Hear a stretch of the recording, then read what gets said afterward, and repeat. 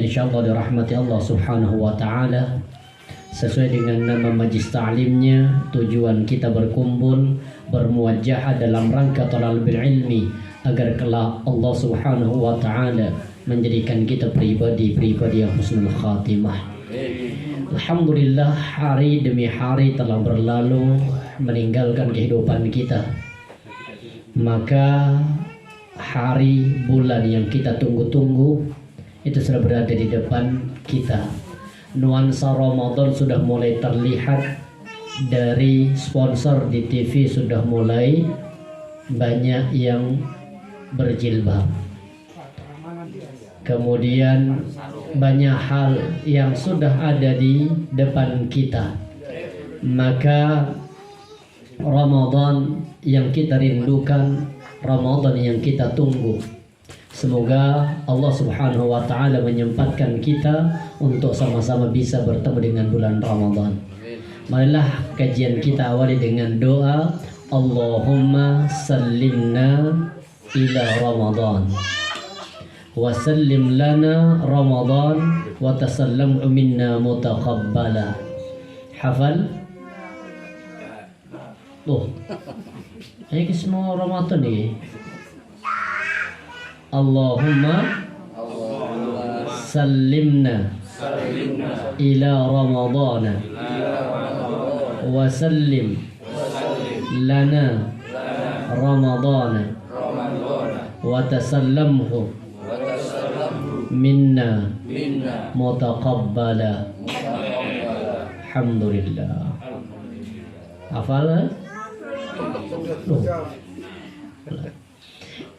Kita lihat sedikit bagaimana para sahabat itu begitu rindu ingin ketemu dengan bulan Ramadan.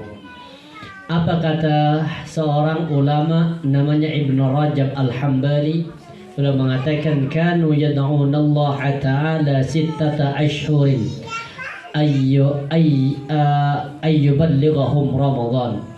Kata Ibnu Rajab, para sahabat, para tabi'in, para salafus salih itu berdoa kepada Allah Subhanahu wa taala 6 bulan lamanya agar dipertemukan dengan bulan Ramadan. Wa yad'unahu sittata ashhurin ay yataqabbala minhum. Sekaligus para sahabat, para tabi'in berdoa kepada Allah agar selesai di bulan Ramadan amal ibadahnya di bulan Ramadan diterima oleh Allah. Makanya doa ini disimbolkan dengan 3 hal tadi. Allahumma sallimna ila Ramadan. Ya Allah, hantarkan kami ketemu dengan bulan Ramadan. Ini yang pertama. Ya Allah, hantarkan kami ketemu dengan bulan Ramadan. Allahumma sallimna ila Ramadan. Yang kedua, wa sallim lana Ramadan, dan hantarkan Ramadan kepada kami. Maksudnya apa? Kalau nanti kami sudah berada di dalam bulan Ramadan, maka berikanlah kepada kami kesempatan yang maksimal untuk benar-benar beribadah dalam rangka meraih ketakwaan.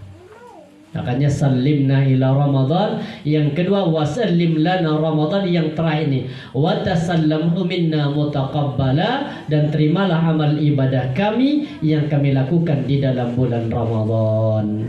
Hafal ya? Alhamdulillah. Yang penting Allahumma barik lana, hafal itu sudah insyaallah cukup. Karena yang penting hidup itu barakah.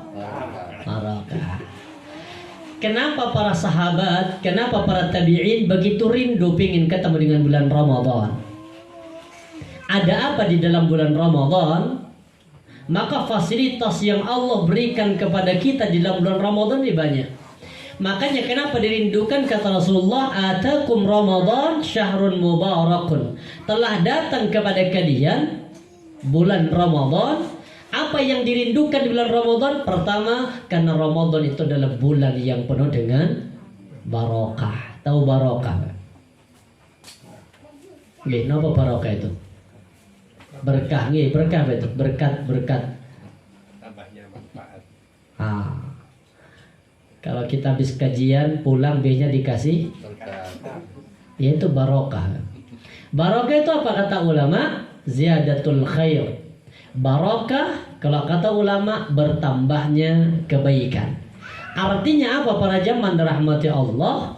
Umur kita semakin barokah ketika umur semakin tua, semakin dekat kepada Allah. Maka di bulan Ramadan ini ternyata barokah benar-benar kita rasakan karena bertambahnya banyak kebaikan. Mulai daripada pedagang bertambah apanya? Pemasukannya. Mulai dari kemudian suami bertambah pula apanya? Pengeluarannya. Makanya hari ini belajar apa? Ramadan itu bukan simbol dengan baju baru. Gak usah pakai baju baru. Baju yang lama masih ada, insyaallah. Jadi mubarakun, dan subhanallah, barokah ini dirasakan banget di dalam bulan Ramadan. Selama ini kita banyak mungkin melakukan kemaksiatan, tapi di dalam bulan Ramadan insyaallah kita mampu untuk menjaga kemaksiatan. Insyaallah rasan-rasan di dalam bulan Ramadan mampu ditutup. Insyaallah, benar Pak. Bahkan kadang sesama wali murid itu biasanya kalau ngantar anaknya, kalau kemarin biasanya apa? Masih ngerasani, insyaallah selama Ramadan gak akan ngerasani. Bahkan ada satu yang ngerasani langsung ditegur, Mbak, sabar Mbak, Ramadan akan berkurang nilai pahala ibadahmu, pahala puasamu. Jangan ngerasani, nunggu habis.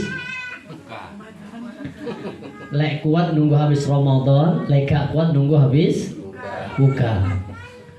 Jadi syahrul mubarakun. Kenapa rindu Ramadan? Pertama karena Ramadan adalah bulan yang penuh dengan barokah, bertambahnya banyak kebaikan. Bahkan di luar Ramadan mungkin kita tidak mampu menghatamkan Quran, di bulan Ramadan kita mampu untuk menghatamkan Al-Quran. Yang hari ini kita mau target, tahun ini berapa kali targetnya hatam? Nih Pak, apa nanti khusus nih, yang hatam sampai 5 kali hatam dikasih hadiah sama Pak RT.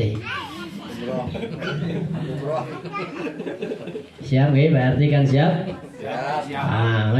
Siapa warga TBI yang hatam 5 kali dapat hadiah umrah. Amin. Antar jaringan ke travelnya. Nah, habis itu suruh apa? Daftar sendiri, bayar sendiri. Nah, artinya apa? Ramadan ini benar. Orang yang di luar Ramadan mungkin qiyamul lail sempat, kadang gak sempat. Orang yang di qiyamul lail di dalam bulan Ramadan subhanallah sempat. Tarawih insyaallah dilaksanakan. Kenapa? Inilah disebut dengan penuh dengan barokah. Yang kedua, kenapa kita rindu Ramadan? Selain bulan penuh dengan barokah, yang kedua, Allah wajibkan kita berpuasa di dalam bulan Ramadan. Dan Ramadan puasa inilah menjadi junnah tameng. Kata Rasulullah apa?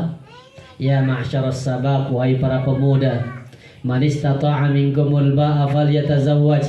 Kalau kalian mampu untuk menikah maka silahkan menikah. Fa illam yastati, tapi kalau enggak mampu disuruh ngapain?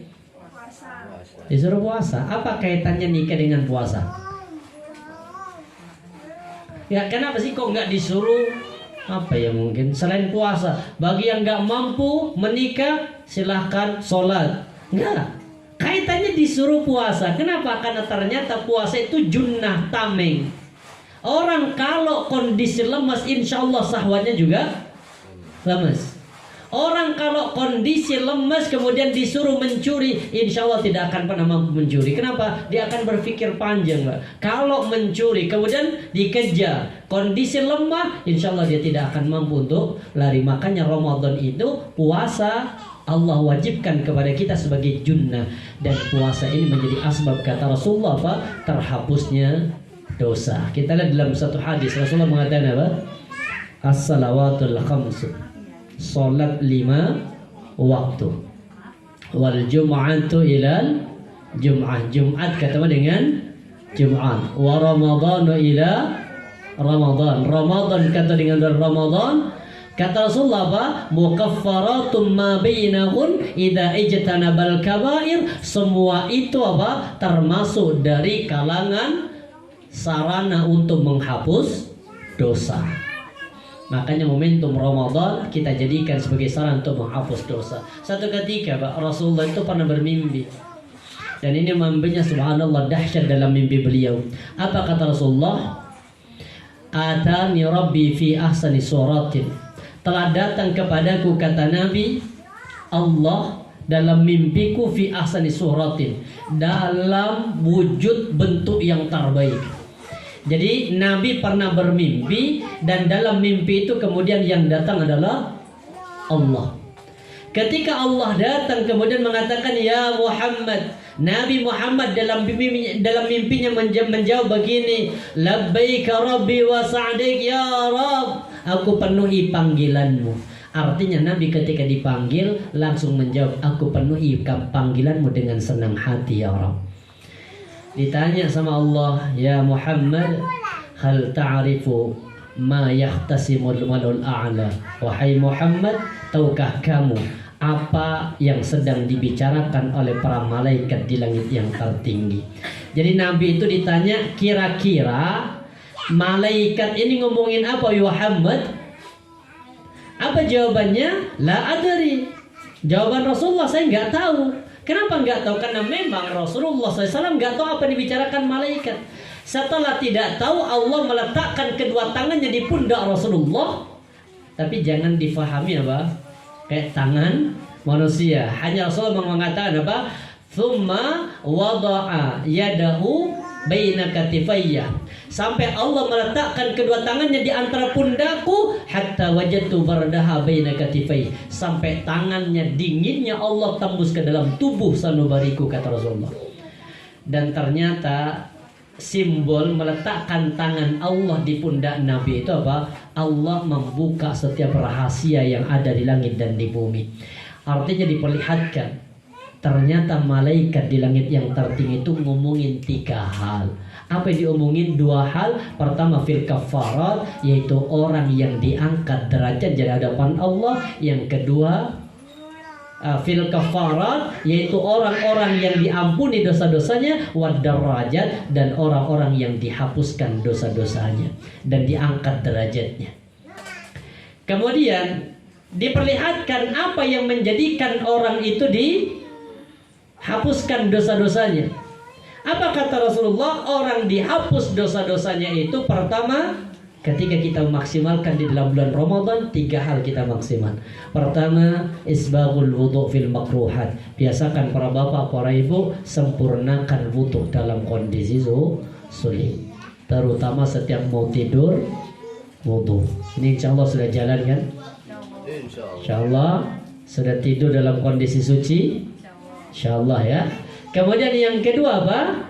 Wa kasratul khuta ilal masajid, atau fi naqlil aqdam ilal jama'ah. Yang kedua kata Nabi, yang menjadi asbab terangkatnya derajat seseorang, orang yang senang melangkahkan kakinya ke masjid. Makanya selama Ramadan momentum kita perbaiki terutama hablum minallah kita, dan kita perbaiki amal ibadah salat kita. Dan yang ketiga yang menjadi asbab terhapusnya dosa dan diangkat derajat kata Rasulullah, yaitu fi intidhari shalah ba'da salam. Tapi para jamaah rahmati Allah, begitu indahnya Ramadan ini, maka untuk sukses itu butuh persiapan. Apa persiapan untuk menyambut Ramadan? Sudah siap? Bapak Ibu sudah siap Ramadannya? Insyaallah nggih. Apa yang disiapkan? Takjil sudah? Insyaallah. Baju lebaran sudah? Belum. Tapi kalau bisa nih biar maksimal nanti ya, kebutuhan-kebutuhan untuk hari raya jenengan penuhi sekarang. Benar. Kemarin anak saya seantarai beli baju, beli sudah. Istri saya sudah beli. Di Singosari itu kan ada ada toko baru itu loh. Baju bagus itu. Antar lagi situ. Kenapa? Jangan sampai Ramadan kita nanti malah sibuk muter tawaf di pasar, padahal kita harus memperbanyak tilawatil Quran. Ustaz, THR-nya belum turun. Nah ini japri aja ke pimpinannya, Pak, THR saya tak ambil sebelum Ramadan. Kenapa? Biar nanti Ramadan saya maksimal. Jadi persiapkan dulu. Apa yang perlu dipersiapkan? Ini ada 4 persiapan kita untuk menyambut Ramadan agar kita sukses dalam meraih maksimal nanti di dalam bulan Ramadan. Apa persiapan? Pertama, persiapkan ilmunya, ilmiahnya. Ilmu untuk menyambut Ramadan sudah siap. Apa kata Nabi? Ilmu ini penting. Kenapa penting? Karena gagalnya satu pekerjaan ataupun gagalnya kita dalam menghadapi bulan Ramadan itu rata-rata orang yang tidak tidak berilmu, benar. Yang menjadikan kita gagal dalam Ramadan gara-gara kita tidak punya ilmu. Ada satu keterangan ulama namanya Ibnul Qayyim Al-Jauzi, beliau mengatakan apa? Annal amila bila ilmin kasairi bila dalil. Kata beliau, orang yang beramal tanpa ilmu bagaikan orang yang berjalan tanpa ada penuntun atau tanpa ada senternya. Jadi kita orang beramal nggak ada ilmunya, diibaratkan seperti orang yang berjalan di tengah kegelapan, tidak ada lampu, tersesat. Sama dengan di surah Al-Fatihah ayat yang terakhir, apa kata Allah? Siratal ladzina an'amta 'alaihim ghairil maghdubi 'alaihim waladdallin. Ada kalimat ad-dallin. Apa ad-dallin? Artinya apa ad-dallin? Orang-orang yang sesat. Siapa orang yang disesatkan oleh Allah di ayat ini? Siapa? Kan ada 3 kan? An'amta, orang yang diberi nikmat. Yang kedua al-maghdub, orang yang dimurkai. Yang ketiga ad-dhalin, yaitu orang yang sesat. Kalau an'amta siapa? Orang mukmin. Apa tandanya orang dikatakan mukmin? Apa tandanya dikatakan mukmin? Punya ilmu dan beramal dengan ilmunya. Itu orang beriman. Jadi orang beriman itu kalau berbuat tanya dalilnya apa, itu orang beriman. Yang kedua al-maghdub, orang yang dimurkai. Siapa orang yang dimurkai itu? Orang yang dimurkai adalah orang Yahudi. Kenapa orang Yahudi dimurkai? Sama alasannya, Pak. Punya ilmu tapi tidak mampu beramal dengan ilmunya. Itu orang Yahudi. Dan yang ketiga ad-dhalin, yaitu orang Nasrani. Kenapa orang Nasrani disesatkan? Kebalikannya dari orang Yahudi. Senang beramal tapi nggak punya ilmu. Sampai puncaknya mereka menjadikan kuburan-kuburan para nabi itu sebagai tempat sujud mereka. Saking apa? Tersesatnya mereka. Makanya kemudian orang kalau beribadah tanpa ada landasan ilmu, maka banyak ibadahnya yang tersesat. Terutama nanti dalam bulan Ramadan, ilmu-ilmu hal-hal yang mana yang boleh dalam Ramadan, mana yang gak boleh, ini tolong difahami. InsyaAllah kita hafal semua. Kita tanya sebentar, siapa yang gak boleh, yang boleh gak puasa? Pertama orang sakit. Sakit panu boleh? Sakit apa ini? Sakit yang membahayakan jiwa. Artinya kalau puasa membahayakan tubuhnya, itu masuk kategori sakit. Siapa lagi yang boleh gak puasa? Orang tua yang sudah tua renta. Siapa lagi yang boleh gak puasa? Musafir, masih ingat. Siapa lagi? Wanita hamil dan menyusui. Boleh. Kalau hamil menyusui, mengqadha apa bayar fidyah?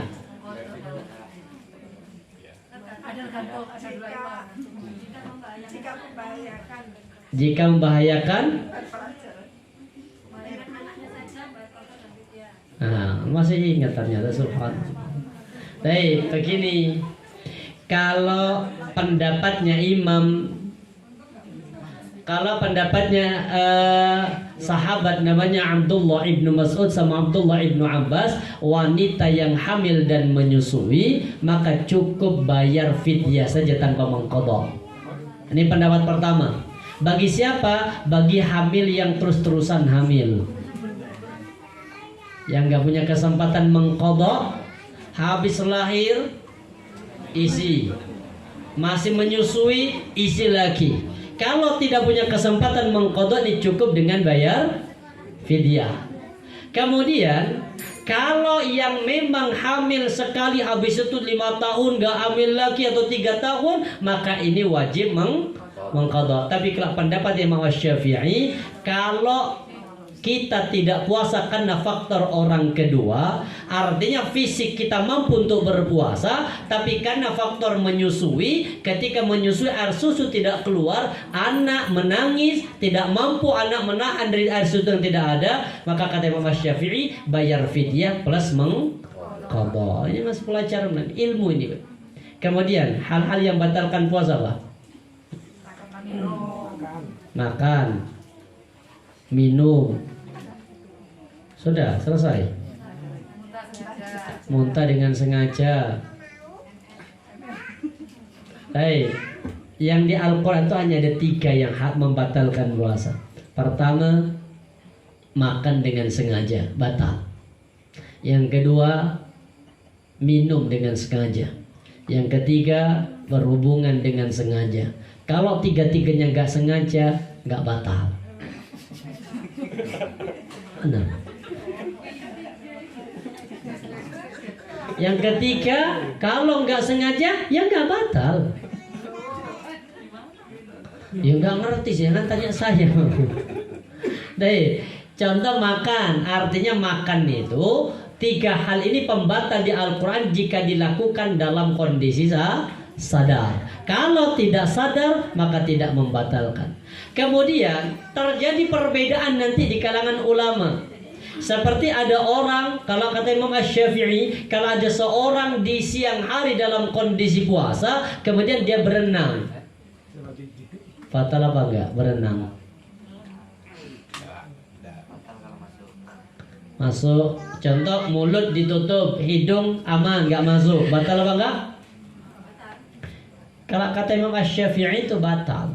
Kenapa? Karena air yang masuk lewat telinga, air yang masuk lewat mata, bahkan kalau air kemudian masuk, mohon maaf, ketika lagi kerendam, kita buang angin, kentut. Maka ketika buang angin, lepas anginnya kan apa? Air masuk. Ini dikategorikan batal. Kok bisa batal? Definisi minum ini aja yang model-model. Sampai batal itu kalau digabung jumlahnya begitu banyak. Makanya para jamaah rahmati Allah, sebagian ulama mengatakan tidak batal. Terus gimana solusinya? Solusi hanya 2 hal. Yang membatalkan puasa itu hanya 2. Jadi yang dikatakan membatalkan puasa jika memenuhi salah satu di antara 2 unsur. Pertama, apapun jenis bendanya, kalau masuk ke dalam tubuh lewat tenggorokan, batal. Ingat, apapun nama bendanya, kalau masuk lewat tenggorokan dikategorikan batal. Seperti, jadi kan mungkin sakit gigi, ada kapsul dimasukkan ke dalam mulut tapi nggak pakai minum, batal apa enggak? Padahal itu bukan mengenyangkan, tapi apa? Obat. Kenapa kok batal? Karena lewat tenggorokan. Itu faktor yang pertama. Yang kedua yang membatalkan puasa, semua unsur makanan sama unsur minuman yang dimasukkan ke dalam tubuh lewat jarum, seperti infus, batal apa enggak? Batal. Kalau suntik biasa batal? Sakit gigi kemudian ke dokter disuntik, batal? Kalau yang masuk ke dalam tubuh itu berupa obat, bukan unsur makan, unsur minuman, dan masuknya tidak lewat tenggorokan, maka tidak membatalkan. Jadi batalkan itu hanya salah satu faktor. Semua benda kalau lewat tenggorokan batal. Yang kedua, kalau masuk ke dalam tubuh lewat jarum ataupun di luar lewat tenggorokan, kalau yang dimasukkan berupa cairan pengganti makan sama minum, itu membatalkan. Tapi kalau tidak, ini tidak batalkan. Berarti orang suntik apalagi yang mungkin vaksin tidak batal. Tapi kalau yang dimasukkan berupa unsur cairan pengganti makan seperti infus, itu kan memang sengaja. Infus itu apa? Cairan apa? Nutrisi untuk mengganti makan, maka itu membatalkan. Itu aja membatalkan. Karena yang terakhir, yang ketiga, yang 3 ini di Al-Quran, 1 di hadis. Hadis itu apa? Yang membatalkan itu jika muntah dengan unsur sengaja. Seperti apa? Ini hadisnya Rasulullah mengatakan, "Man daraqai'un wa wasaimun falaysa alaihi qada." Siapa orang yang muntah dalam kondisi puasa, maka tidak usah qada. Wa in istaqa, tapi kalau disengaja falyaqdi. Seperti disengaja mungkin apa? Tangannya kita masukkan ke mulut. Ini kan ada unsur sengaja. Kalau bapak ibu naik mobil muntah, tidak batal selama muntahnya benar-benar dikeluarkan dan tidak dikembalikan. Jelas? Ada pertanyaan mau nggak belum? Ya mau nggak? Nggih. Tadi kan kita bilang kalau air masuk telinga dan mata itu kan membatalkan ya kan? Iya. Saya punya sakit mata glaukoma gitu kan. Tiap hari harus tetes mata gitu gimana? Baik. Yang mengkategorikan membatalkan puasa itu, ini pendapatnya Imam Asy-Syafi'i. Pendapatnya Imam Asy-Syafi'i, semua benda atau cairan yang masuk lewat mata ataupun lewat telinga itu dikategorikan minum. Jadi definisi minum ini yang apa? Yang luas. Kadang di ayat kan hanya apa? Kulu washrabu, makanlah dan minumlah sampai terbit matahari. Berarti kalau sudah terbit matahari makan sama minum nggak boleh. Definisi minum ini akhirnya menyeluruh, meluas sampai di kalangan ulama ada 150 jenis yang membatalkan puasa. Tapi disimpulkan akhirnya salah satu dua unsur kalau terpenuhi. Pertama, kalau masuk lewat tenggorokan. Maka kalau ada orang punya penyakit mata, kemudian dia menggunakan tetes mata, tidak membatalkan. Kenapa? Karena tidak masuk melalui tenggorokan. Kecuali kalau tetes matanya artinya dimasukkan ke dalam tenggorokan, walaupun berupa obat, tidak ada unsur cairan makanan ataupun minumannya, itu membatalkan. Jadi kalau hanya lewat mata atau mungkin ketika lagi dinebul karena harus sesak dinebul, tidak membatalkan. Kenapa? Karena yang dimasukkan bukan benda tapi berupa gas. Kalau yang ke mata kan cair, tapi kan dari mata tidak turun ke hati. Dari mata tidak melalui tenggorokan, nggak masalah. Rusak terasa pahit kok. Ya biasanya kan ada orang kalau dikasih obat tetes mata terasa pahit. Itu kan rasanya yang pahit, tapi bendanya tidak sampai masuk ke dalam tenggorokan. Insya Allah tidak membatalkan. Silahkan. Yang pakai inhaler tidak membatalkan.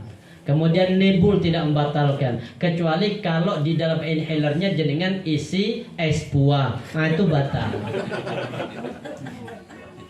Jelas? Ada lagi yang tanyakan yang batalkan? Jadi itu aja yang batalkan. Jadi kalau terpenuhi salah satu di antara dua unsur, satu apa? Benda yang masuk melalui tenggorokan, apapun jenis bendanya. Salah satu contoh gini, ada teman saya itu punya anak nonton TV yang lucu sambil main koin. Jadi koin 500 itu kemudian lupa Pak, guyu, pas ketawa masuk. Padahal bukan makanan. Jadi kalau kondisi dia sedang berpuasa, maka batal puasanya. Kenapa? Karena melalui tenggorokan. Jelas? Ada lagi? Kalau ini Ustaz, fasdu atau bekam apa membatalkan puasa? Baik. Fasdu pada dasarnya tidak membatalkan. Rasulullah pernah dibekam, pernah difasdu di saat puasa, tapi Nabi melarang. Larangan ini bukan membatalkan, tapi larangan ini membahayakan. Karena kalau orang kondisi lemes puasa, kemudian dikeluarkan darahnya, maka kondisi seorang akan semakin lemes. Jadi bukan masalah membatalkan. Kenapa? Karena bukan memasukkan, tapi mengeluarkan. Hanya Nabi melarang. Kenapa dilarang? Karena kondisi nutrisi yang ada di dalam tubuh sedang kondisinya sedang tidak ada, maka lebih baik jangan dibekam di saat kondisi puasa. Rasulullah pernah melaksanakan, tapi Nabi melarang. Mungkin setelah peristiwa itu ada perubahan lemah kepada tubuh seseorang dalam kondisi berpuasa. Insya Allah seperti itu. Jelas? Ada yang lagi masalah yang batalkan? Ini masalah ilmunya. Jadi nanti di Ramadan nggak usah bingung. Nangis boleh apa enggak Ustaz? Nangis itu batal puasanya Pak. Jadi nangis itu membatalkan puasa jika dalam tangisan air matanya masuk ke dalam mulut dan di melalui tenggorokan, itu baru batal, insyaallah. Jadi Kalau yoga. kan selama ini apa? Cok nangis batal puasamu. Anak ini bener takut gak berani nangis. Kenapa takut? Batal. Padahal itu hanya dibohongi sampai orang tua dulu cekak nangis selama Ramadan. Apalagi pas minta, zaman bapak minta baju wangis, takut-takuti, jangan nangis, batal puasamu. Insyaallah tidak membatalkan. Kemudian ada perkara yang apa? Makruh dalam puasa, tapi masih boleh dilaksanakan. Apa perkara yang makruh dalam puasa? Pertama, seneng incip-incip. Apa namanya itu? Nah, nyicipi, nilai kan? Itu boleh, nggak batal, cuma makruh. Kenapa perkara dimakruh? Karena dia merasakan, kan sengaja merasakan. Baru akan batal ketika dia incipnya pakai mangkok, itu batal. Jadi kalau pakai mangkok kurang manis, tambah gula, kemanisan, batal. Yang kedua, yang makruh, terlalu sering berkumur. Jadi di bulan Ramadan kalau bukan karena faktor wudu, jangan terlalu sering berkumur, dikit-dikit kumur. Kemudian yang ketiga yang makruh, terlalu sering mandi. Padahal di luar Ramadan lo mandi sekali, kadang 2 kali, tapi di Ramadan sehari udah sampai 7 kali. Kenapa? Syukur Ustaz. Bagus, gak masalah. Cuma kan kita puasa itu dilatih untuk punya sifat simpati sama empati. Artinya apa? Kita menahan lapar, kita menahan haus. Itu bayangkan ketika ada saudara kita yang kondisi kelaparan. Bayangkan seperti anak-anak yang ada di Palestina, anak-anak yang ada di Afghanistan, yang memang tidak ada makanan, kondisi lemah. Bukan karena puasa, karena memang tidak ada asupan yang masuk. Kita hanya ditunda. Makanya kurangi buka bersama itu kurangi. Artinya apa? Bukber yang ini kurangi. Kenapa? Karena itu bukan bagian dari ajaran Islam. Seolah-olah puasa itu hanya menunda makan. Maka ketika sudah waktunya makan, akhirnya ya Allah sore. Makanya jadi dengan ibu-ibu tolong kurangi keluar ngabuburit di sore hari. Kenapa? Terbayang ibu, pentol dibeli, apalagi cireng dibeli. Apa biasanya? Es campur dibeli. Ada ya Allah semua dibeli, numpuk. Ketika mau adzan ditaruh di atas meja. Ketika Allahu Akbar, minum air putih dulu. Gluk-gluk, habis itu ini gak kesentuh. Jadi artinya begini, Ramadan kan mendidik kita untuk belajar, kita punya sifat simpati. Makanya ketika Rasulullah mengatakan apa? Al-jannatu mushtaqatun ila arba'ati nafar. Surga itu rindu kepada 4 kelompok manusia. Jadi surga rindu kepada 4 kelompok manusia. Siapa yang dirindukan surga? Pertama, talil Quran. Surga itu rindu kepada orang yang senang tilawatil Quran. Makanya ada target tahun ini hatam berapa kali? Subhanallah, 5. Ini target, subhanallah. Saya aja 3 loh, hambaan ya Allah. Ya karena insya Allah ya alhamdulillah. Mungkin yang bisa yang sudah pensiun. Ada yang sudah pensiun? Sudah. Sinten di sini? Kalau belum pensiun sih ono aja alasan apa? Sempatan sih kerjaan. Mungkin hatam sekali atau minimal 2 kali. Target ada hatam, Mbak. Baik, kemudian apa yang memakruhkan? Ini selalu sering mandi. Kemudian yang makruh apa? Tidur sepanjang hari. Itu makruh. Jangan terlalu sering tidur. Kenapa? Karena kan kita belajar menahan lapar. Kalau kita isi dengan tidur kan rasa lapar tidak Tidak dirasa. Makanya momentum, subhanallah. Ada seorang Imam Abu Hanifah, ini imam tertua dalam madhab fikih. Imam Abu Hanifah ini menghatamkan Al-Quran, rubbama yahtimul khatam Al-Quran fi syahr Ramadan 60 marrah. Imam Abu Hanifah itu dalam setiap 1 bulan di bulan Ramadan beliau menghatamkan Al-Quran 60 kali. Makanya dulu di zaman Gus Dur itu apa? Selama Ramadan libur sekolah. Berapa dulu liburnya? Lama Pak. 50 hari 40 hari waktu itu. Cuma anak di rumah itu pancet tidak ngaji. Padahal tujuannya ini tadi apa? Agar anak lebih maksimal dalam beribadah. Tapi ya sama aja namanya juga anak. Maka para jamaah rahmati Allah, kita perbaiki. Siapkan dulu ilmunya, ilmiahnya. Apa yang menghalangi kita untuk mengurangi nilai ibadah puasa? Kalau yang mengurangi nilai ibadah puasa, semua yang berupa kemaksiatan. Yang kedua, apa yang kita siapkan? Selain siapkan ilmu, yang kedua, siapkan ruhiyah. Ini yang paling penting.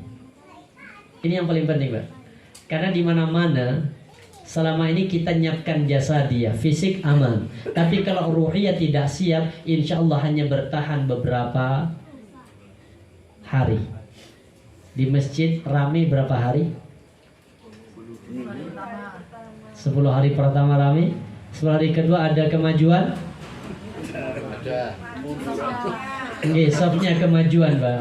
Artinya makin maju softnya. Kenapa bisa begitu? Ini berarti menunjukkan apa? Persiapan ruhiyahnya yang kurang. Ruhiyah itu begini, Nabi itu menyiapkan ruhiyah itu, dan ini yang menjadikan kemudian beliau sukses. Gimana persiapan ruhiyah? Sama dengan begini Bapak. Kalau Bapak pengen sholat tarawih atau Bapak pengen sholat tahajud, yang biasanya disiapkan pertama apa? Ibu kalau pengen tahajud, siapkan pertama apa? Alarm kan? Ketika alarm bunyi, bangun kan? Matikan.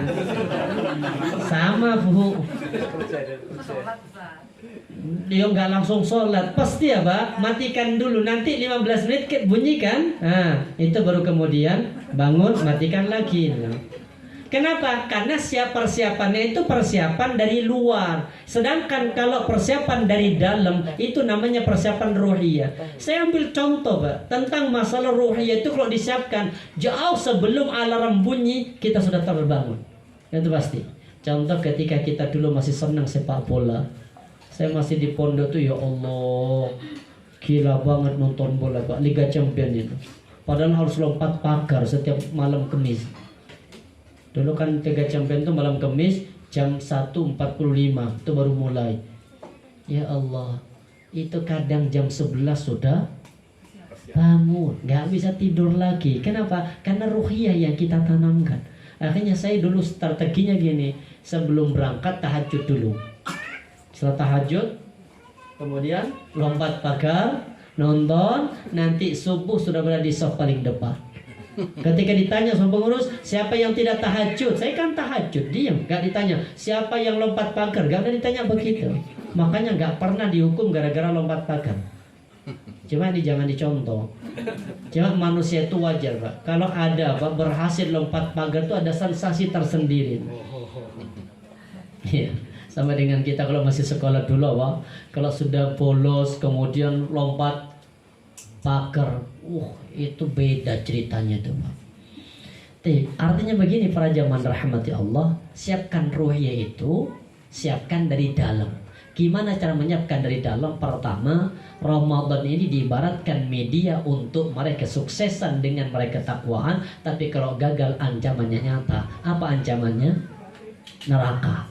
Makanya kalau kita pingin tahajud, jangan alarm dulu siapkan. Ini faktor eksternalnya. Internalnya dulu gimana? Sebelum tidur ambil hadis yang mungkin keutamaan salat tahajud. Insya Allah kita alarm jam 3, jenengan jam 2 sudah bangun. Kenapa? Karena yang dikuatkan adalah ruhiyah. Bahkan kondisi orang sudah istiqomah sholat malam, mungkin bapak jam 3 baru tidur, insya Allah 3:30, artinya sebelum subuh, pasti Allah akan bikin bangun walaupun hanya sempat sholat 3 rakaat. Ini kalau yang disiapkan ruhiyah. Gimana Nabi menyiapkan ruhiyah? Rasulullah itu menyiapkan ruhiyah memotivasi kalau sukses Ramadan menjadi bertakwa, kalau gagal jadi apa? Orang yang terancam. Ingat ada satu hadis Rasulullah mengatakan, ini masyhur hadisnya. Anna Rasulullah SAW raqi al-mimbar. Satu ketika Rasulullah SAW naik mimbar. Jadi Nabi naik mimbar. Ketika Rasulullah naik mimbar, ada 3 kata amin yang keluar dari lisan Nabi. Padahal Rasulullah sebelumnya sudah biasa naik mimbar, tapi tidak pernah ada kalimat amin. Tapi kenapa kok hari itu Rasulullah naik mimbar kemudian ada kalimat amin 3 kali dari lisan Rasulullah? Sahabat yang di depan, baris depan itu mendengar aminnya Rasulullah. Maka salah satu itu kemudian para sahabat bertanya, ya Rasulullah, ma kunta tasna'u hadza? Ya Rasul, apa yang membuatmu, apa yang kenapa kau lakukan ini ya Rasulullah? Kata Nabi apa? Qala li Jibril. Malaikat Jibril itu berkata kepadaku. Maksudnya apa? Malaikat Jibril itu berdoa kepada Allah yang didengar sama Nabi dan diamini sama Rasulullah. Siapa yang berdoa? Malaikat Jibril. Yang mengamini? Berarti doa ini pasti apa? Pasti mustajabah. Ada 3 kata Nabi. Pertama, arghamallahu anfa amdin, tersungkur hidung seseorang, atau bahasa yang lain al-julumufu. Itu bahasa hadis yang al-julum. Al-julumuf itu simbol apa?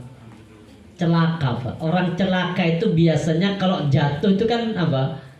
Kalau orang jatuh masih berdiri nggak dikatakan celaka, tapi kalau sudah kemudian kepala yang nyosok baru dikatakan celaka. Simbol celaka itu dengan disimbolkan kepala di bawah, dan itu simbol celakanya orang kafir nanti ketika berada di padang mahsyar. Orang kafir ketika bangkit, sama nanti semua orang ketika bangkit dari mahsyar, bangkit dalam kondisi bentuk wajah yang berbeda-beda. Ada yang bangkit wajahnya nanti seperti himar. Tahu himar? Apa himar sih, Pak? Keledai. Ada orang bangkit wajahnya seperti keledai. Siapa itu? Orang yang ketika sholat dia berjamaah dan mendahului gerakan imam. Artinya mendahului atau bersamaan dengan gerakan imam. Makanya kalau jenengan lagi sholat, jangan pernah bergerak sedikit pun kecuali sudah mendengar kalimat bar. Lebih-lebih ketika dari sujud ke rakaat yang kedua itu kan agak panjang. Ketika masih Allahu Akbar, ketika masih Allah diem, ketika kata bar baru kemudian mulai bergerak. Kenapa? Karena bersamaan dengan imam, wajah kita kelak di hari kiamat diserupakan Allah seperti imam. Ada yang Allah serupakan nanti seperti kera. Siapa itu? Orang yang ketika hidup di dunia mereka lah orang-orang yang tamak. Ada yang nanti bangkit seperti tikus. Siapa itu? Orang yang seneng. Apa tikus itu? Tikus itu seperti tikus. Benar gak? Gini, tikus itu kan gini. Dia itu senang menggerogoti sesuatu yang sudah mapan. Wis laporan ini pas 100 juta, wis laporan 100 juta. Tapi dua ini modal 85. Berarti kan harus jadi ya, gimana cara menutupi yang 15 juta agar laporan ke atas tetap 100. Nah, ini tikus nanti gini Pak bangkit. Kemudian ada yang bangkit seperti apa, singa. Itu yang pendukung Arema itu nanti bangkit seperti itu. Apalagi kemudian ke stadion gak sholat, bangkit seperti singa. Makanya saya nggak mau dukung Arema. Saya Madura United. Nah, artinya bangkit. Kemudian ada yang bangkit lebih unik. Gimana? Rasulullah mengatakan kita bangkit dari kubur menuju kepada mahsyar. Ada yang berkendara, Ada yang berjalan, bahkan orang kafir itu simbolkan dengan apa? Wajahnya mereka di bawah. Sampai sahabat bertanya begini, ya Rasulullah, kaifa tuhyarul kafir ala wajhi yaumil qiyamah? Ya Rasul, kok iso orang kafir itu apa?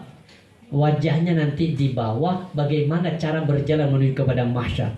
Bayang Pak, jalan kepada padang mahsyar dengan wajah-wajah mereka yang nyosok di bawah.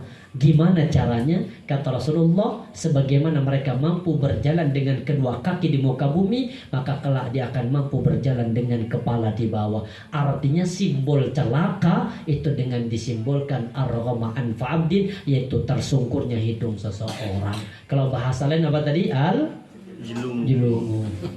Siapa yang al-julungu itu ya Rasul? Ada 3 yang diamini Nabi. Yang pertama kata Rasulullah, au ba'da dakhala Ramadan falam yughfar lahu, yaitu orang-orang yang selesai dari bulan Ramadan tapi dosa-dosanya tidak diampuni. Itulah orang yang celaka. Berarti kalau gagal celaka, kalau sukses bertakwa. Takwa itu yang menjadi asbab orang kemudian dimasukkan ke dalam surga. Ini motivasi namanya ruhiyah. Makanya kalau sudah kayak begini, insya Allah ruhiyah kita pingin akan meraih dengan cara yang maksimal. Gimana para sahabat, para tabi'in, para salafus salih, para a'immah menempatkan Ramadan itu momentum untuk memperbaiki diri, terutama di tilawatil Quran. Ada seorang sahabat, Ka'ab bin Malik, beliau mengatakan begini. Apa kata Ka'ab bin Malik? Beliau mengatakan Allah itu ikhtara asyhur inna Allah ikhtara asyhur syahr Ramadan. Allah itu memilih di antara 12 bulan, Allah pilih bulan yang terbaik, bulan apa? Ramadan. Wa ikhtara minal biladi Makkah, dan Allah memilih di antara seluruh negeri di muka bumi yang terbaik adalah kota Makkah. Wakhtarah minal layali Lailatul Qadar. Allah memilih sepanjang tahun 365 atau 354 hari, yang terbaik adalah malam. Wakhtarah minal anbiya, dan dipilih di antara para nabi, yang terbaik adalah Nabi Muhammad. Dan umat di antara umat para nabi yang terbaik adalah umat. Gara-gara apa? Al-Quran. Gara-gara Al-Quran. Malam Lailatul Qadar menjadi malam yang paling mulia karena Allah turunkan inna anzalnahu. Berarti malam Lailatul Qadar terbaik karena faktor Al-Quran. Nabi Muhammad menjadi nabi yang terakhir dan terbaik karena faktor Allah turunkan Al-Quran kepada Nabi Muhammad. Dan tempat yang terbaik Makkah sama Madinah itu sampai detik ini terbaik karena Allah turunkan Al-Quran. Makanya di Makkah sama Madinah itu walaupun musim panas, orang masih berbondong-bondong untuk menaikkan ibadah haji dan ibadah umrah. Itu menjadi negara yang terbaik karena apa? Al-Quran. Dan kita menjadi umat yang terbaik karena faktor. Makanya Rasulullah mengatakan khairukum man ta'allaman, terus orang terbaik adalah orang yang belajar Al-Quran plus mengamalkannya dan mengajarkannya. Makanya ada program One Day One Jalan. Insya Allah jalan harinya, jusnya aja yang belum. Akhirnya diturunkan sedikit. Jangan one day one jus. Ratu apa tuh Ustaz? Gimana? One week one jus. 1 pekan 1. Ini yang sekarang banyak one week. Makanya programnya yang awalnya Odoj one day one jus sekarang menjadi Owoj. Iya. Tempatnya markasnya itu di, jadi ada ininya sekarang. Ada apa kak? Yayasannya Owoj itu. Ada Malang, Surabaya, Sidoarjo, Pasuruan tuh gabung jadi satu. Biasanya nanti kalau pertemuan di Malang di Jalan Selat Sunda nomor 5. Saya biasa ngisi di situ Owoj. Lewis kesel juga nanti menjadi apa? Omoj. One moon one jus. Wasel juga tinggal ojol. Wis gak sempat mojo. Artinya kita menjadi manusia yang terbaik dengan Al-Quran, maka manfaatkan momentum Ramadan untuk banyak menghatamkan. Ramadan kurangi hafalan. Ramadan itu kurangi tahsin. Kurangi hafalan, kurangi tahsin. Kenapa? Karena ternyata para sahabat, para tabi'in, bahkan para imam al-arba'ah itu lebih fokus ke hataman. Saya bacakan hadisnya. Ini Rasulullah saja itu di bulan Ramadan itu beliau hataman dengan siapa? Jibril. Malaikat Jibril. Jadi hataman dengan malaikat Jibril. 1 tahun di bulan Ramadan awal-awal beliau hatam 1 kali. Kemudian ketika beliau menjelang meninggal di bulan Ramadan dengan malaikat Jibril itu beliau menghatamkan Al-Quran sebanyak 2 kali. Bahkan ada seorang Imam Abu Hanifah, beliau menghatamkan, ini saya bacakan. Karena Abu Hanifah yahtimul Quran fi kullatin fi raf'atin. Imam Abu Hanifah itu menghatamkan Al-Quran dalam 1 malam, itu pun hanya dalam 1 rakaat. Fi raf'atin, dalam 1 rakaat. Maksudnya mana? Beliau itu mungkin sholatnya hanya 1 rakaat, tapi sepanjang 1 rakaat beliau itu menghatamkan Al-Quran 30 juz. Imam Abu Hanifah. Ya Allah, kita dibacaan wadduha di waktunya sholat malam tarawih itu rotok batuk di belakangnya. Katanya rindu Ramadan. Apa yang dirindukan Ramadan? Sholat tarawihnya dibacain wadduha. Protes. Makanya kalau jadi imam itu rotok wangil. Apa takmir bilang, Ustaz, jangan lama-lama ya. Ini sudah puing loh. Makanya saya jarang mau jadi imam. Kenapa? Karena sering diprotes. Karena lamanya kita dengan orang lain beda. Kalau kita baca wadduha, kemudian al-ghasyiyah, al-a'la, itu masih standar. Bagi orang lain ada yang kurang. Bacaan Yasin. Wah, subhanallah. Ketika surah Yasin sampai terakhir, waktunya salam, assalam, hilang kau. Benar, artinya momentum Ramadan. Ya Allah, saya sampai gak habis pikir benar. Imam Abu Hanifah jelas katangan dari Az-Zahabi mengatakan Abu Hanifah ini menghatamkan Quran dalam setiap malam fi raq'atin, dalam 1 rakaat. Berarti berdiri sepanjang malam itu hanya dengan 1 rakaat beliau bertempuhnya. Ya Allah. Insyaallah bisa? Gak bisa, Pak. Beda, Pak. Beda kualitas, beda level. Insya Allah kalau ibu-ibu masih ada hujah. Apa? Wajar Ustaz, Imam Abu Hanifah nggak masak. Weh, jenengan khusus nih para suami tolong istrinya setiap hari Sabtu sama hari Ahad, wis nggak usah suruh masak, nggak usah kora-kora, wis semuanya jenengan tanggung. Khusus Sabtu sama Minggu suruh suaminya istrinya hatam 1 hari 2 kali.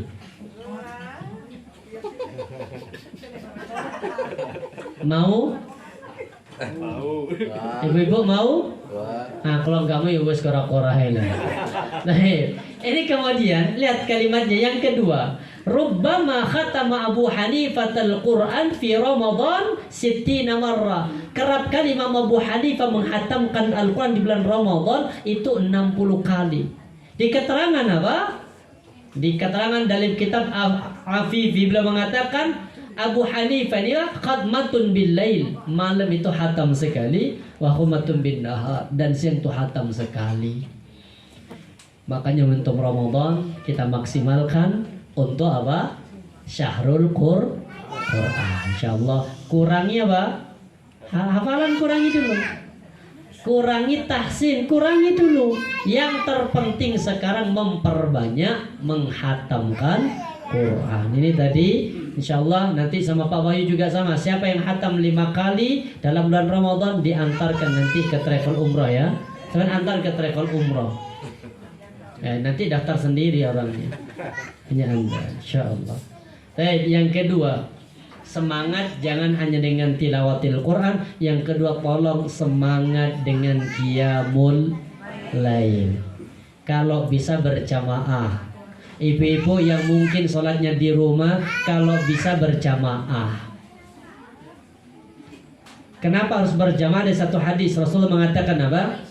Innahu man qamal imam, siapapun yang berdiri bersama dengan imam, hatta yansarif, sampai selesai, husibalahu qiyamul lailah, akan dicatat sisa malamnya seperti orang yang sedang sholat.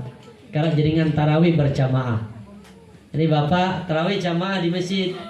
Mungkin jam berapa selesai ini? Jam 10.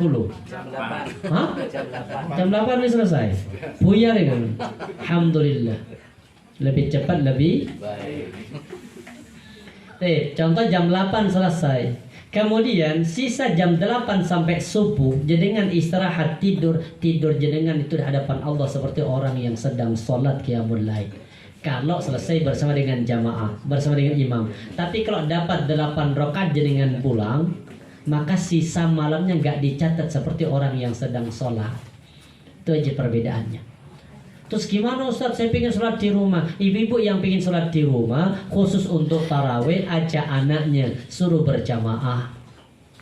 Ustaz, anak saya masih kecil, suaminya tarik, suruh jamaah di rumah, gak masalah. Kenapa? Karena sholat qiyamul lail atau tarawih ini kan sholat sunnah. Yang diwajibkan bagi laki-laki berjamaah sholat apa? Salat wajib 5 waktu, habis isya suruh pulang jamaah sama istri. Apalagi kemudian pengen setiap malam, nih terutama ibu-ibu insyaallah bisa nih. Gimana? Di rumah jenengan pakai Quran, 1 rakaat 1 kaca, 1 rakaat 1 kaca. Coba bayangkan dalam 1 bulan insyaallah hampir selesai itu 1 Quran. Jadi rakaat 1 halaman, 2 rakaat kedua halaman yang kedua, besoknya tinggal lanjutkan. Insya Allah, subhanallah. Sulit? Sulit. Kenapa? Karena ghirahnya beda. Baik, Bapak, untuk Bapak ini tolong jamaah insya Allah. Yang terakhir di bulan Ramadan maksimalkan apa?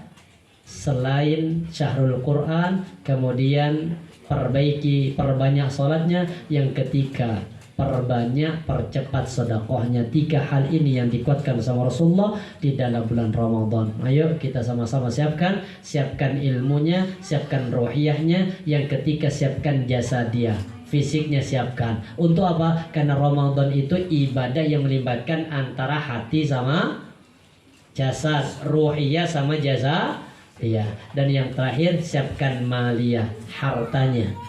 Kenapa? Karena di bulan Ramadan nanti ada kewajiban kita mengeluarkan zakat. Zakat apa itu? Fitrah. Pertama zakat fitrah, yang kedua zakat mal. Itu yang kedua. Penting juga itu zakat mal, biar apa? Biar anak-anaknya ikut bahagia.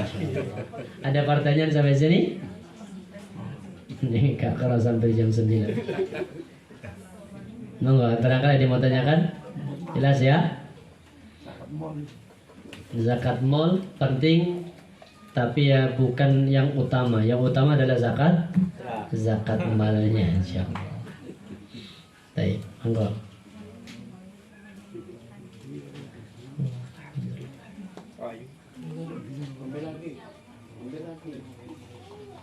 Ini sampai ada menjelang bulan Ramadan ini ada hadis yang sangat populer. Jika datang bulan Ramadan, pintu surga dibuka, pintu neraka ditutup, dan setan dibelenggu. Mungkin makna setan dibelenggu ini seperti apa? Di antara keterangan ada hadis berbunyi memang apa? Ketika datang bulan Ramadan, atakum Ramadan syahrul mubarakun, faradallahu alaikum azza wa jalla siyamahu, tuftahu abwabus sama wa tughlaqu abwabul jahim wa tughallu maradatus syayatin. Kata Nabi, kalau datang bulan Ramadan, Allah buka pintu-pintu langit. Artinya Allah buka pintu-pintu surga. Maknanya apa? Setiap amal ibadah yang kita lakukan di dalam bulan Ramadan, insya Allah lebih makbul dibanding ibadah yang dilakukan di luar bulan Ramadan. Karena setiap doa yang kita baca di saat kita berpuasa, insya Allah lebih mustajabah karena sedang terbuka pintu langit. Yang kedua, tertutup pintu neraka, itu artinya orang yang ketika berada di dalam bulan Ramadan dipersempit langkah-langkahnya, amalan-amalannya, perbuatan-perbuatannya menuju ke dalam neraka. Kenapa? Karena orang puasa itu insya Allah dipersempit untuk melakukan kemaksiatan. Tidak usah kita Pak, televisi saja juga sudah mempersempit. Sponsor sudah pakai jilbab, ya kan sudah dipersempit. Kemudian apa? Sudah ada sponsor yang paling banyak sarung. Berarti kan menutup aurat. Marjan, sirup, itu berarti kalau sudah ada bau-bau sirup itu berarti Ramadan sudah dekat. Kemudian nanti apa? Dipersempit juga kita melakukan keburukan. Kenapa? Contoh, ketika kita mau ngerasani, ada saja yang menghalangi untuk ngerasani. Itu artinya Ramadan mempersempit amalan atau perbuatan dosa menghantarkan ke neraka. Dan yang ketiga, setan ini dibelenggu, pemimpin-pemimpin setan dibelenggu itu artinya bukan setannya ditaleni. Artinya begini, puasa itu yang mempersempit jalan setan untuk menggoda kita. Puasa yang mempersempit jalannya setan untuk menggoda. Aduh, Ustaz, katanya setan dibelenggu, tetangga saya nggak puasa, terus siapa yang goda? Mbak bayang, kalau ada orang nggak puasa siapa yang goda? Masa kemudian kenapa nggak puasa? Saya digoda setan. Setan protes di hadapan Allah, ya Rob, lu pasti belenggu aku gak goda. Kenapa dia nggak puasa? Jadi artinya setan itu bukan dibelenggu semua pemimpinnya. Artinya begini, orang kalau puasanya benar, dipersempit pintu setan untuk menggoda. Makanya tadi kalau bisa menikah segera menikah, nggak bisa menikah dengan ternyata karena puasa itu junnah tameng. Tameng dari apa? Tameng dari segala semua kemaksiatan.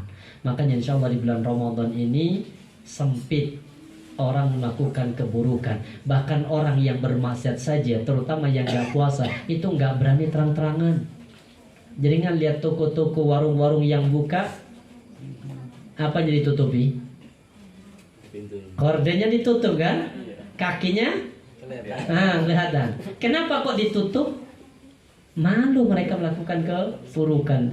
Dan insya Allah, jadi artinya pintu-pintu syaitan itu dibelenggu, dipersempit dengan cara kita berpuasa, insya Allah.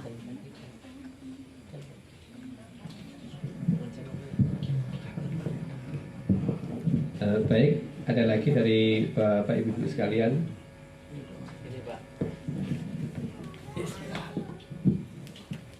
Ini Ustaz Hasim, tadi kalau kita sholat berjamaah bersama imam sampai selesai sholat taraweh seperti sholat sepanjang malam. Kalau kita biasanya ada sholat taraweh di masjid, witirin nang omah, mau witir mau sholat tambahan lagi. Dengan riwayat hadis tadi itu termasuk akhirnya dia mendapati sholat dengan imam sampai selesai atau tidak, Ustaz? Mundur sebelum jadi selesai ketika imam nanti mau mendirikan sholat witir, dia kemudian pingin nambah di rumah tahajud dan pingin ditutup dengan witir, maka orang yang pulang ketika selesai tarawih belum selesai witirnya, maka tidak dicatat seperti orang yang sholat sepanjang malam. Kenapa? Karena hatta yang sore belum tercapai. Kecuali begini, biar aman. Kalau pingin biar aman, yang mungkin masih pingin nambah, ada dua cara. Pertama, ketika imam waktunya witir, ganti imamnya. Jadi imam hanya khusus untuk apa? Tarawih. Kemudian sampaikan, insya Allah nanti malam masih akan kita lanjutkan. Monggo yang mau menutup dengan witir dipimpin sama imam ini. Yang mau nanti ditutup dengan witir malamnya, kita hanya sampai 8 rakaat. Jadi kalau imam pertama ini sudah pulang, walaupun gak sampai selesai witir, kita ikut pulang, itu masuk kategori sempurna bersama dengan imam. Itu cara pertama. Yang kedua, gimana kalau malam masih pingin nambah? Ketika imam waktunya witir, jenengan niat sholat tarawih. Jadi imam ketika salam kita nambah 1 rakaat, maka kan nilai kita masih tetap genap. Nanti di malamnya tambahin, kemudian tutup dengan witir. Itu solusi. Jadi kalau dapat 8 rakaat pulang, apalagi waktunya kultum kemudian hilang, artinya pulang dia, nanti aku tak witir di rumah, maka tidak mendapatkan nilai pahala sepanjang malam. Insyaallah seperti itu.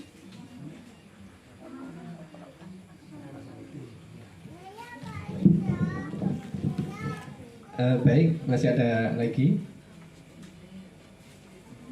Cukup ya? Kebetulan. Baik. Inilah kita tutup dengan doa. Semoga Allah pertemukan kita dengan bulan Ramadan. Semoga Allah jadikan kita pribadi-pribadi yang husnul khatimah dan keluar dari bulan Ramadan menjadi orang-orang yang dihapus dosa-dosanya dan menjadi orang-orang yang bertakwa. Allahumma salli ala Muhammad wa ala ali Muhammad kama sallaita ala Ibrahim wa ala ali Ibrahim wa barik ala Muhammad wa ala ali Muhammad kama barakta ala Ibrahim wa ala ali Ibrahim innaka Hamidum Majid. Hamdan syakirin حمدا ناعمين حمدا يوافي نعمك في مزيدا يا ربنا لك الحمد كما ينبغي لجلالك وجهك الكريم وعظيم سلطانك اللهم إنا نسألك الهدى والتقى والعفاف والغنى اللهم إنا نسألك الهدى والتقى والعفاف والغنى اللهم سلمنا إلى رمضان وسلم لنا رمضان وتسلمه منا متقبلا اللهم بارك لنا في رجب وشعبان وبلغنا رمضان وبلغنا رمضان اللهم اجعلنا من الفائزين في الدنيا والآخرة اللهم اجعلنا من الصابرين اللهم اجعلنا من الصالحين اللهم اجعلنا من المتقين ربنا هب لنا من أزواجنا وذرياتنا قرة أعين واجعلنا للمتقين إماما ربنا آتنا في الدنيا حسنة وفي الآخرة حسنة وقنا عذاب النار سبحان ربك رب العزة عما يصفون وسلام على المرسلين والحمد لله رب العالمين. Insyaallah kurang lebihnya mohon maaf. Wabillahi taufiq wa ridha wal inayah. Assalamualaikum warahmatullahi wabarakatuh.